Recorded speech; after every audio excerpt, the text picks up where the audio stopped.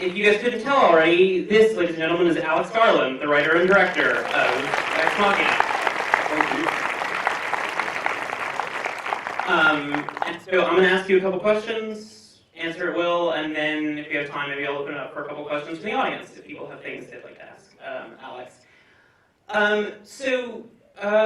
My first question is, why artificial intelligence? What got you excited about sort of writing and then directing a film about artificial intelligence in the first place? I've been reading about AIs and consciousness for a long time, really, and I found it interesting. And I'm a writer by trade, and I love sci-fi. And sci-fi sort of gives you room to talk about stuff like consciousness and AI in a sort of unembarrassed way. And there was something about the way that strong artificial intelligence and human consciousness kind of inform each other and relate to each other. And you could make a film about a robot, and you'd kind of be making a film about us. And also, of course, sci-fi likes looking at the way our society works at the moment. It's very good at that too. Again, it's kind of unembarrassed about it. So that was the trigger, I think. Speaking of science fiction, you've now worked in sort of a number of kind of great pillars of science fiction. You've written a zombie film, you've written a sort of space travel film, and now this is an AI film, which when people talk about AI, they talk about sort of those being among these pillars of the tradition. Are you aware of that, sort of moving? I thought about that in thinking about your work, that you move between sort of these different great pillars of science fiction and make them all very much your own. I didn't know zombies were one of the pillars. but that's cool, I'm glad they are, I love them. There's nothing conscious about that at all. It's just on a kind of case-by-case basis what seems like it might be interesting and rewarding, I think, in as much as that one of the things about film is that, broadly speaking, they work in 2 to 3 year cycles, and if you're going to be doing that, you better be interested, because otherwise it gets miserable. Yeah, I can only imagine working on something that you were not interested in. I've done that, and it's shit. It's awful. Yeah. So let's talk about something you're interested in. The notion that gender identity is central to human consciousness, which is something that I very much took from this film, and something that Alan Turing, I would suggest, wrote pretty extensively about himself. Was that something, just to throw a sort of big, meaty topic out there, right at the top, was talking about the role of gender identity in human consciousness something that you thought about consciously? What was your relationship to that? Yeah, it was conscious, sure. I mean, not everything in a narrative is conscious. You know, some of it just filters in because of one's obsessions or prejudices or things one doesn't know about oneself, and they just arrive there. But that particular one, yeah, absolutely. And it actually began not with a look at gender in society, although it then sort of developed into that, I guess, to an extent as I was writing it. But it actually began with something much more fundamental. Most of the starting point stuff in this film is very fundamental. And in this case, it was to do with where gender resides. There are different possibilities about what that could be that one can think of, almost just by the presentation of a robot that looks like a woman in her early 20s. One of them is, does it reside in consciousness? Is there such a thing as a male consciousness and a female consciousness? How would you demonstrate that? Does that mean men think things in certain circumstances, women don't? And how easy would it be then to find a man that doesn't think that, and a woman that does, and so on. So, okay, so that's one possibility, and then is it in an external form of the sort that Ava demonstrates, or is it conferred upon you by other people?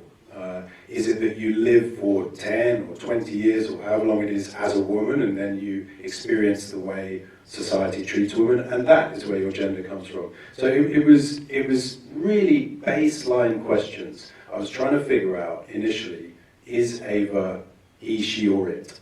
And then from that, you know, I've got a daughter, I've got a wife, I see stuff in society, I see the way things are going down, and that starts to filter in there too. Do you think of the film as social commentary in that way? Yeah, in as much as that science fiction, either intentionally or helplessly, usually is social commentary on some level. It just happens. Because, yes, there's an imaginative act of sorts in setting up the sci-fi, but you're also living in the world that you live in. So yeah, to an extent, sure.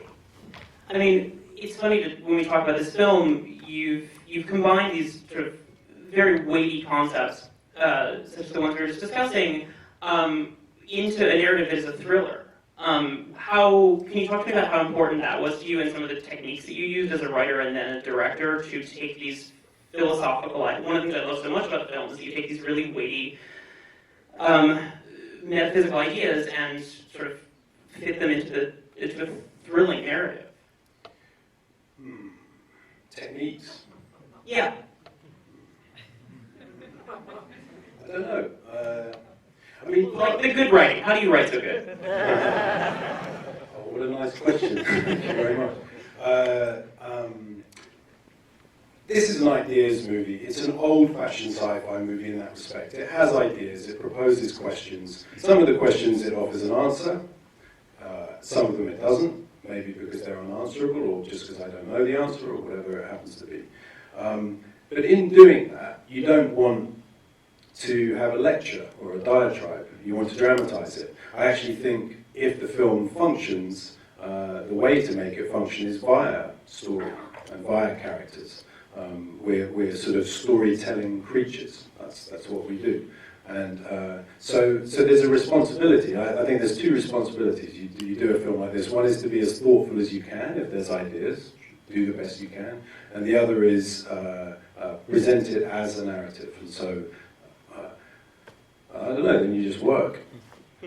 Were you aware, I mean, one of the things I think you did so elegantly is some of the sort of larger concepts are presented as in moments of narrative conflict, right? In moments where the characters are arguing with each other, disagreeing with each other, and the things they're disagreeing with about are actually these really profound points about what consciousness is. When they're talking about the Jackson Pollock painting, for instance, that's a good scene where there's a lot of, I would suggest that in other hands that could have been very expositional, but in the way you've handled it here ends up being very emotional. Thank God. Cheers. That was a tricky scene because it begins as a challenge from one character. There's one character thing where one is trying to get it to the other character and then the other one's pushing back. He's sort of setting a trap and then springing it. There's games being played within it. But the key to exposition, I mean, sort of writer to writer type thing from my point of view is you don't have characters say stuff they wouldn't naturally say at that moment. And these two guys are arguing about this stuff. That's why they're there. That's what they're interested in. If you don't like that, that kind of means you don't like the film and the characters. And if you're with the film and the characters, it's legit and it's not exposition. Exposition is dangerous when you've got two guys like, I always think of this, I think as I saw it in a film, it's like two guys running to a bridge to blow it up. And they're saying, you put the charges there and I'll put the charges here, and you think you would discuss this 10 minutes ago. So, I've always got that playing in the back of my head, those guys.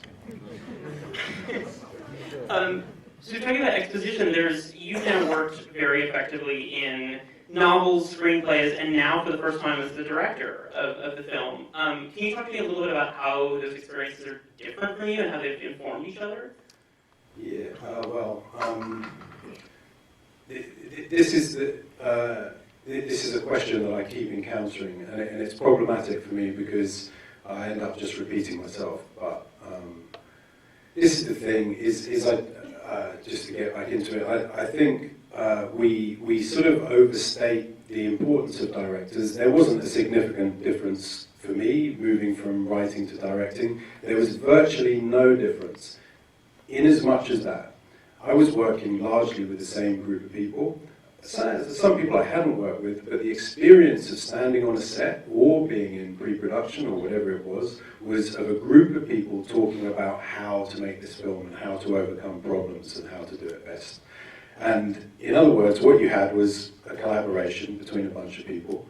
And that's what it was in the previous films, and that's what it was in this film. So no significant difference from where I'm standing. Basically the same thing. The difference is one of perception, because we confer upon directors automatically the authorship of the whole thing.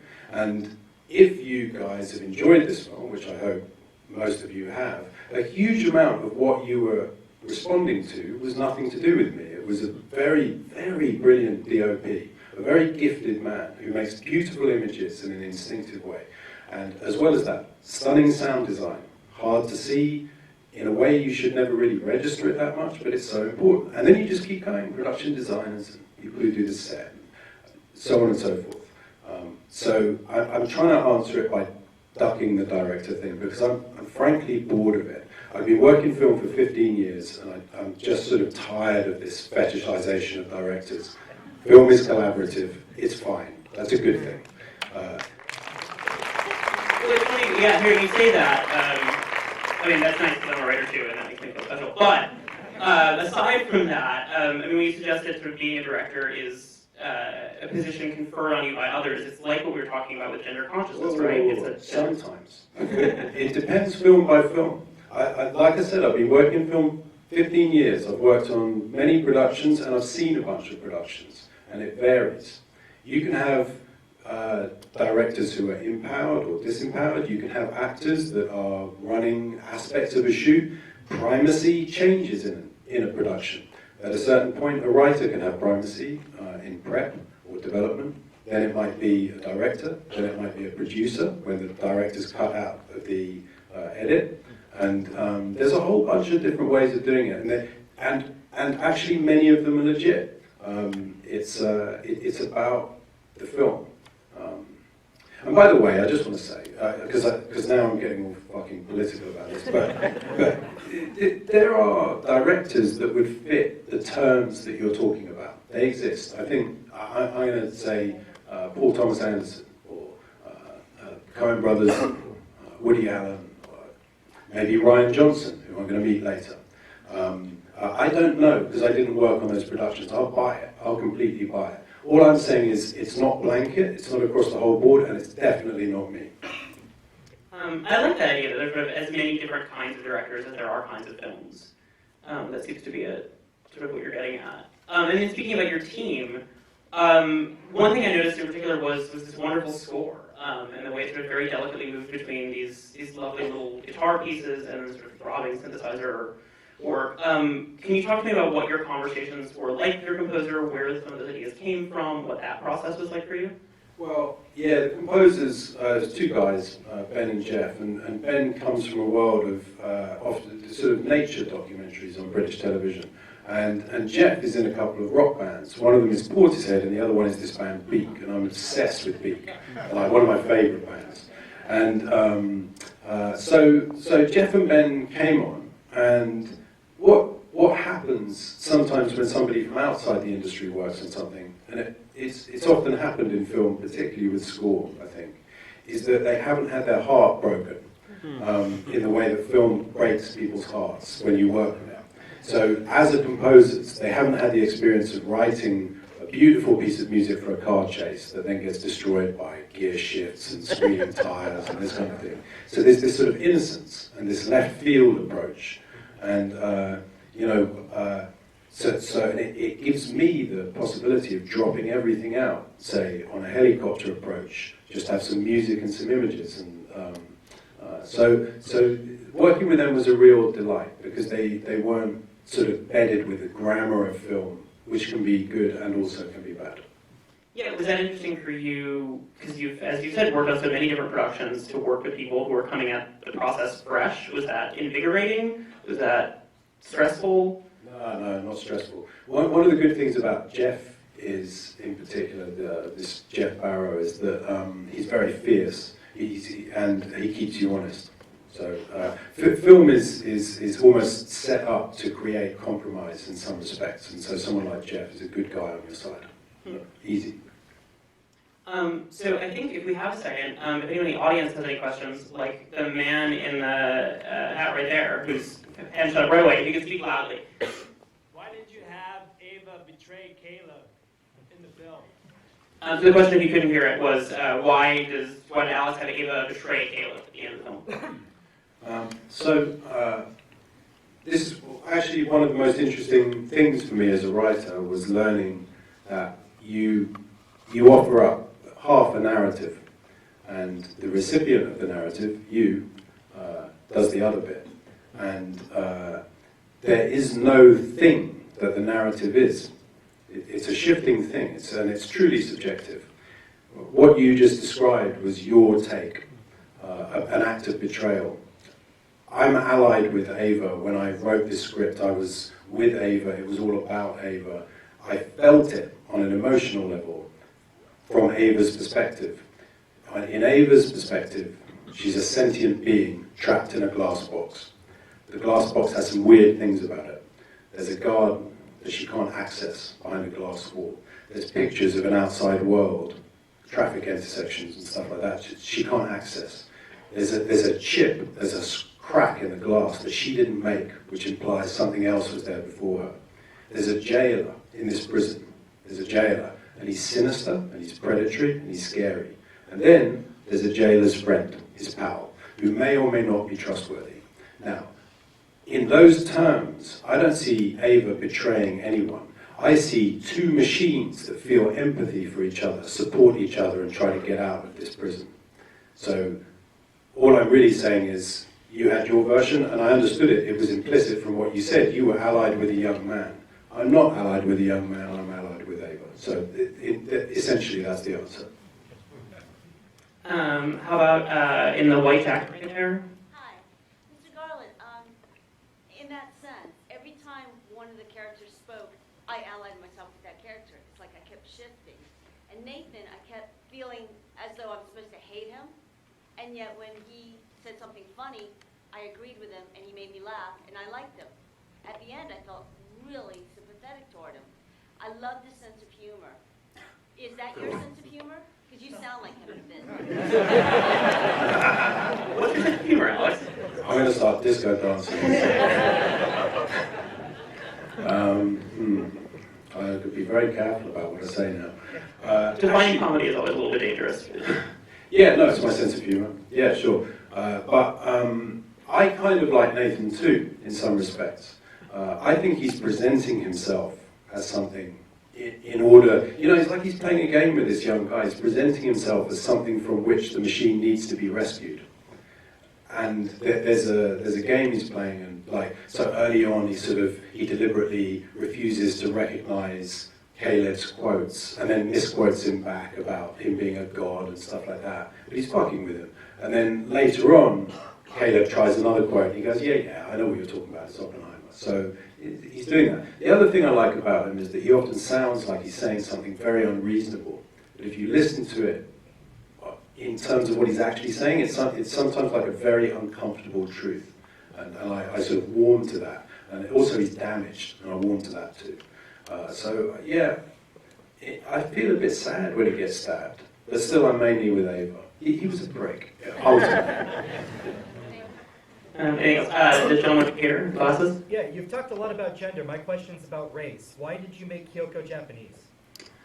There was a whole kind of sequence of things there, but one of the reductive things about that was that I was just aware of a stereotype of a kind of passive. It's what a stereotype is. It's created by other people, but a passive and quiet, non-talking fantasy, a projection, and it felt appropriate in terms of Nathan presenting himself as sinister and bullying and dangerous. It felt perfect. It allows for this moment where he can whack his hand down on the table and maybe give you a jolt and give Caleb a jolt and essentially become increasingly creepy, basically. Anything else? There's a man right there in a blue shirt, I think. Yeah, I was just wondering about your titles with the experiments, the sessions, and it seemed like the film would have worked without them, so I figured it was a very conscious choice, and I was just wondering why you decided to include those. Well, of course the film could work in most respects without them, sure. So it's a decision, it's a choice. they allowed me to do something particular, which is to do with how you cut in and out of a scene. And one of the dangers with a film like this, and it was a problem I encountered a few years ago with a movie I was working on, Never Let Me Go, which hit some tonal stuff perfectly, but then didn't vary from the tone, and it becomes oppressive at a certain point. And I looked for ways to inject spikes, and because there's a sort of Zen vibe, you know, and you just want to jolt it. And the cards allowed me to get, some of those scenes were way longer in terms of the way they were written and shot. So I could do hard cuts in and out. Did you add the cards in post? Or were those Yeah. in the script? Yeah. Yeah. No, what you mean, did we shoot them? Well, I meant putting in the script, and you always plan on using cards, or did any of those? No, they in post-production, in the edit, I think let's try using cards. Anything else? I see a hand up there, a woman in a black shirt, I think. Yes. Yeah. Hi, first of all, fantastic film, very interesting. And you said earlier that it raises a lot of questions and a lot of ideas, among which for me, very much that you go along with Caleb into finding out, is she real? Is there AI proper enough? And who's the villain as well? And I found it very interesting that you said that you think you were on Ava's side, but she is a machine. And it made me think of Her by Johnson Zahn. I was wondering towards the very ending, where she integrates into society. Is that for you to say that it's possible? Is that for you to say that it's not possible? Or is it just stirring questions? Yes, possible. Of the various questions that get raised about Ava, I would say one of them is she sentient? Yeah. And the other is, does she have empathy? Because you could, in theory, well, no, we know you could be sentient but not have empathy. They're two key things about us. And in terms of integrating yourself into the world. So those questions, the film does attempt to answer. It may not be visible to everyone, or maybe to anyone, but the answers are there. Briefly, as she walks out after having gone up the elevator, and she does the reverse journey that the young man did, walking across a room with Schubert playing. She looks back over her shoulder and she smiles. There's nobody in the room apart from her. There's no one to trick. If she's simulating consciousness, it would be a pointless exercise at that moment. And a smile alone in a room, after all of this question about sentience and consciousness and all that kind of stuff, feels like as reasonable indicator of an internal mind state as you could ask for. So that, for me, was one answer, and an important moment. The other is empathy. And I think the thing is, when people take against Ava, I think they take against her because they feel she doesn't have empathy, and for me that's wrong. Empathy is not, like directorship, it's not a blanket thing, it's selective. It's proximity based, often geographical or emotional, whatever it happens to be. So from my point of view, Ava demonstrates empathy for the other machine. I can see it in their faces as they interact. They're different from us. When they communicate with each other finally, together, the camera's right next to them, but we can't hear what they're saying or understand what they're saying. But they are communicating. And one sacrifices herself for the other, and another gives up her skin and knows she's doing it. They exchange a glance. So there you go. Sentience plus empathy. I'm on her side. Let me see one or two more. The gentleman here in the gray hoodie. First of all, I loved the perspective of the movie. I thought it was very powerful, the way you kind of went back and forth between characters. I was wondering if there was ever a draft or ever a point in making the script where you considered showing the perspective more from Ava's side, of actually starting the movie with her, or starting from that perspective of her not knowing any of the outside world, because it's a fascinating idea. There wasn't, and this may have been a mistake. It's a hard judgment call, I don't know. But I wanted to play a game where you hide the protagonist. Because Ava, actually on a technical term, on the terms we might talk about from a sort of technical writing point of view, is a protagonist. And but I wanted to present the film as if this young man was the protagonist, and then have a sort of slow shift occur. And in the end, I used to sort of configure it in my head that it would feel like there's this couple, they're on a train platform, they get onto the train, and the train starts to move in that slightly invisible way that trains do, where you don't feel the carriage set off and the background starts to slide. And as it starts to slide, you suddenly realize the guy's on the platform. And it's a sort of gentle shift, a gentle baton pass. That's kind of what I was looking for. Whether it works or not, that's another matter. Let's do one more, and then how about right here in the center? The gentleman in the black shirt, yeah. Yeah. So you said that you were really influenced by science fiction. I was just wanted to ask, I'm assuming you're referring to like literary influence rather than other films, but No, anything. yeah, I was wondering what specifically authors or filmmakers. The question is what sci-fi influences? Yeah. Probably the biggest single one is actually an author, so fair enough. There's a guy called J.G. Ballard. He just like landed on me like a ton of bricks when I was a teenager, and it's just stayed with me forever. I've never, he's one of those writers that, like some people get it with Catcher in the Rye or something, where you feel like you're in the book, he's speaking to you somehow. So Ballard. But also, I love film sci-fi, and this Alien. It's the most beautifully made film. And all the obvious ones, Blade Runner, 2001, pretty much, I just love sci-fi. Well, on that note, about the pantheon of science fiction, thank you so much for adding this film to that pantheon. Let's all give a round of applause to Alex Garland. Thank you very much.